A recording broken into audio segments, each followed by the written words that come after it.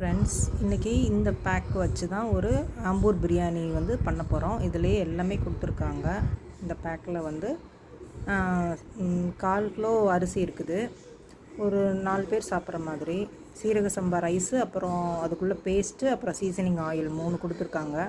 நம்ம வேறு எதுவும் சேர்க்க தேவையில்லை. இதை கொடுத்துருக்கிறத வந்து நம்ம ஆட் பண்ணால் போதும். ஈஸியாக பிரியாணி ரெடி ஆயிரும்.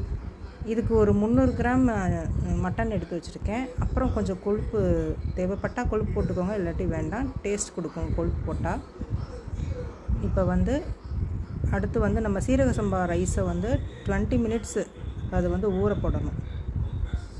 நல்லா கழுவிட்டு 20 மினிட்ஸ் ஊற போட்டுக்கோங்க. நம்ம அந்த ப்ராசஸ் பண்ணுறப்ப அது ஊறிடும்.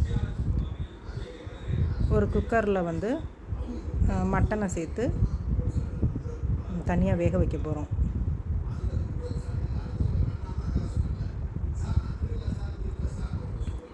நல்லா வதக்கிட்டு அதில் தண்ணி ஆட் பண்ணிக்கோங்க.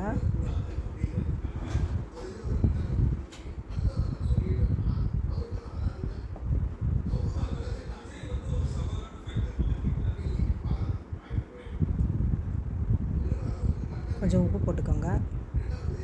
தண்ணியை நல்லா ஒரு டம்ளர் தண்ணி ஊற்றிக்கோங்க. இந்த தண்ணியும் நம்ம ரைஸுக்கு அளந்து எடுக்க போகிறோம். இதில் கொஞ்சம் தண்ணி ஊற்றிட்டு மஞ்சள் பொடி போட்டு 3 விசில் நல்லா பரட்டி விட்டுட்டு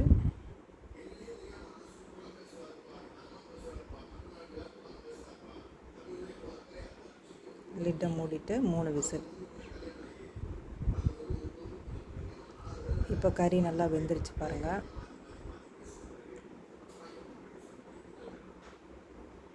இதை எடுத்து தனியாக எடுத்து வச்சுக்குவோம். அதே குக்கரில் கொஞ்சமாக எண்ணெய், அதுலேயும் அந்த பேக்லேயும் கொஞ்சம் எண்ணெய் இருக்குது.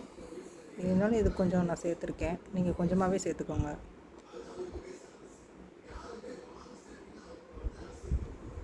இதில் கொஞ்சம் நம்ம வாங்கி வச்ச அந்த கொழுப்பு அதை சேர்த்துக்கிற போகிறோம். வேறு எதுவுமே சீசனிங்க்கு தேவையில்லை, தாளிப்புக்கு எதுவும் தேவையில்லை. அந்த கொழுப்பு போட்டுக்கோங்க. கொழுப்பு இருந்தால் கொழுப்பு போட்டுக்கோங்க, இல்லாட்டி அந்த பேஸ்ட்டை வந்து வதக்கிக்கலாம். என்கிட்ட கொழுப்பு இருந்தனால அதை போட்டுக்கிட்டேன்.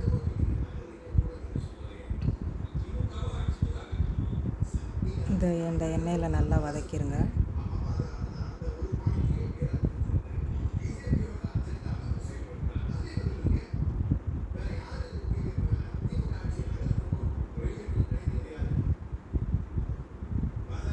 இது ரொம்ப ஈஸியாக இருக்குது இந்த மாதிரி பிரியாணி பண்ணி சாப்பிட்றது. அப்புறம் அவங்க கொடுத்துருக்குற பேக்கு அது ஃபுல்லாக அதில் பாருங்கள் எண்ணெய் இருக்குது பாருங்கள். அது நல்லா அதை பிரிக்கி பேஸ்ட்டை வந்து நல்லா எல்லாத்தையும் எடுத்து வச்சுருங்க.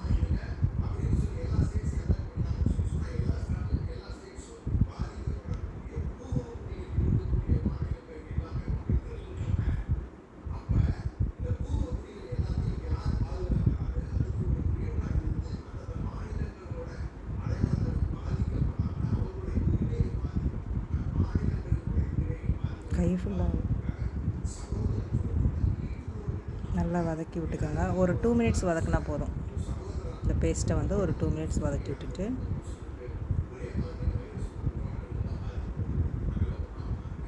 தக்காளி எல்லாம் புளிப்பு உரப்பு எல்லாமே அதிலே சேர்த்துருக்காங்க. அதுவே பக்காவாக இருக்குது. நல்லா டேஸ்ட்டு கொடுத்துருக்கு. அந்த ஆம்பூர் பிரியாணிக்குள்ளே டேஸ்ட்டு அப்படியே வந்துச்சு.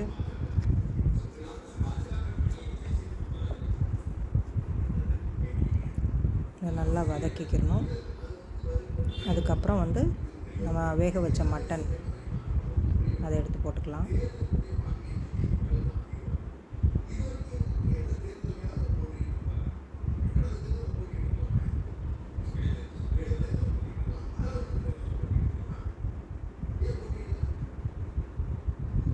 ஒரு 3 பேர் நல்லா தாராளமாக சாப்பிட்லாம் இந்த பிரியாணி. இந்த 1/4 கிலோ அரிசியில் உள்ள பிரியாணி.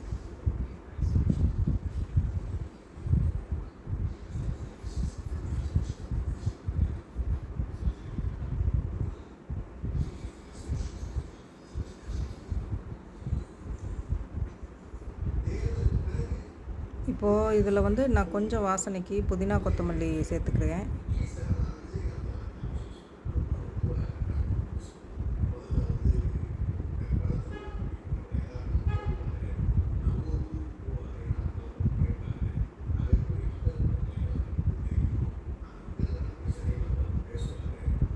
எல்லாத்தையும் சேர்த்து ஒன்றா வதக்கிடலாம்.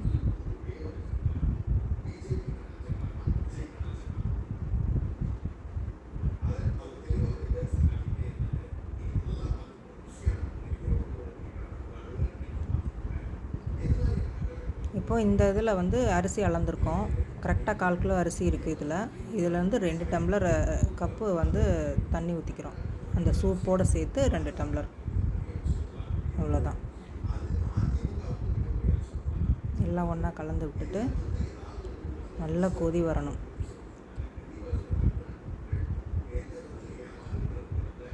உப்பெல்லாம் செக் பண்ணிக்கோங்க. அதுலேயே உப்பெல்லாம் இருக்குது. கொஞ்சம் தூக்கலாக தேவைப்படும் உப்பு அப்படின்னா கொஞ்சோண்டு சேர்த்துக்கலாம், ரொம்ப சேர்த்துறாதீங்க. அதுலேயே உப்பு எல்லாமே இருக்குது. நான் எக்ஸ்ட்ரா கொத்தமல்லி புதினா போட்டிருக்கேன், அவ்வளோதான். நல்லா கொதிச்சிருச்சு தண்ணி.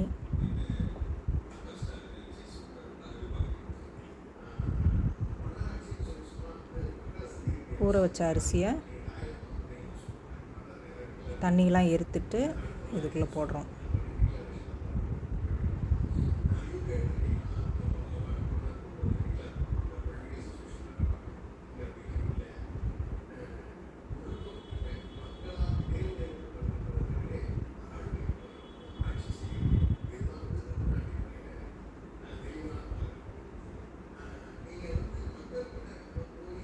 போட்டு எல்லாமே நல்லா கலந்து விட்டுக்கோங்க.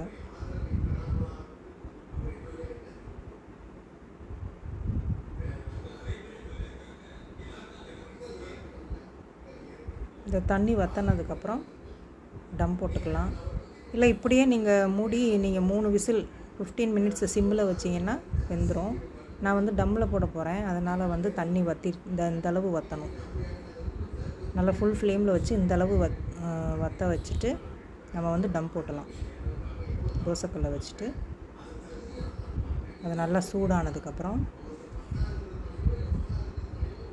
ஃபுல் ஃப்ளேமில் வச்சு தோசைக்கல்லை வச்சு சூடாகணும். சூடானதுக்கப்புறம் இந்த குக்கரை மேலே வச்சு அதுக்கு உண்டான தட்டை மேலே வச்சுட்டு சிம் பண்ணிவிட்டு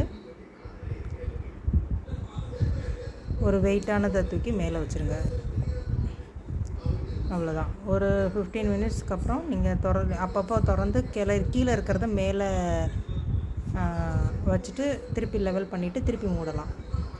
இப்போ வெந்துருச்சு. 15 மினிட்ஸ் கழித்து நான் திறக்கிறேன். பாருங்கள், சட்டுன்னு பிரியாணி ரெடி ஆயிடுச்சு. உதிரி உதிரியாக வேறு எதுவுமே நம்ம போடல. அந்த பேக்கில் இருக்கிற மசாலா ஜாமான் தான் போட்டிருக்கோம். நல்லா உதிரி உதிரியாக இருக்குது. அவங்க லாஸ்ட்டாக கொடுத்த அந்த சீசனிங் ஆயிலை யூஸ் பண்ணிவிட்டு அது போட்டாலும் சரி, இல்லாட்டி நெய் மேலே ஊற்றிட்டாலும் சரி, பிரியாணி கம்மன்னு ரெடி ஆயிடுச்சு.